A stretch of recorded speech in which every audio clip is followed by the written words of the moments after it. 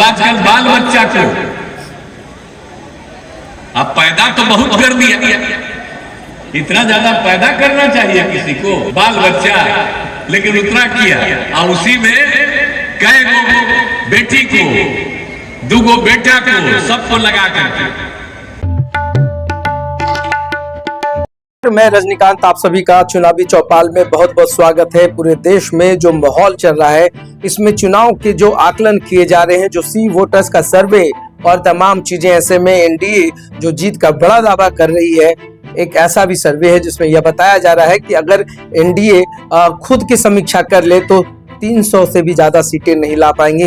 मतलब कि अगर 400 पार का नारा दिया गया है तो ऐसे में संशय की स्थिति बनी हुई है। ऐसा क्यों हो रहा है, ऐसा पूर्वानुमान क्यों लगाया जा रहा है, तमाम चीजें हैं, तमाम पहलू पे हम बात करेंगे, तमाम बिंदुओं पर बात करेंगे।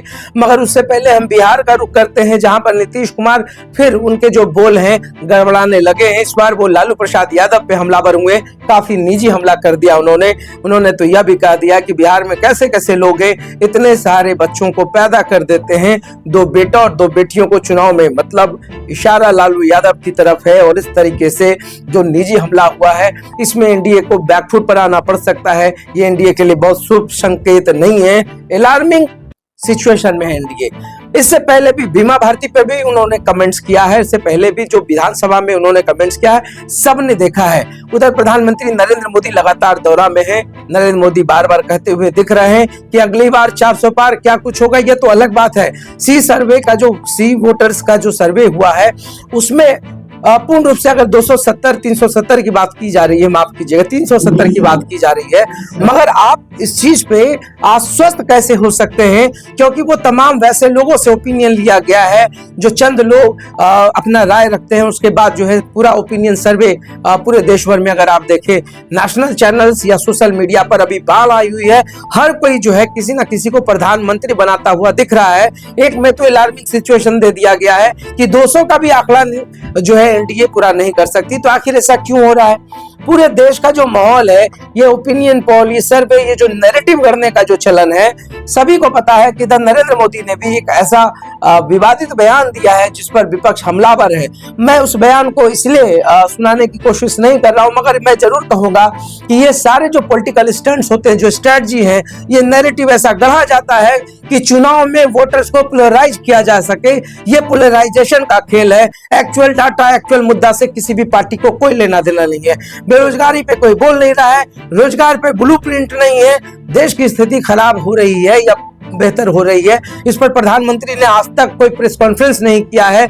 जब भी आप देखें, वो अपनी बात करते हैं, कैसा नैरेटिव करते हैं, कैसा स्टेटमेंट दे देते हैं, जिसके बाद पूरे देश में खलबली मच जाती है। तो ये जो कुछ भी चल रहा है बिहार से लेकर दिल्ली तक में, यह शुभ संकेत नहीं है किसी भी अच्छे लोकतंत्र के लिए। खूबसूरती तो तब होती कि जब आप मुद्दों की लड़ाई लड़ते। यह निजी हमला कहीं से शोभा नहीं देता है, वो भी जब कोई मुख्यमंत्री या प्रधानमंत्री करे।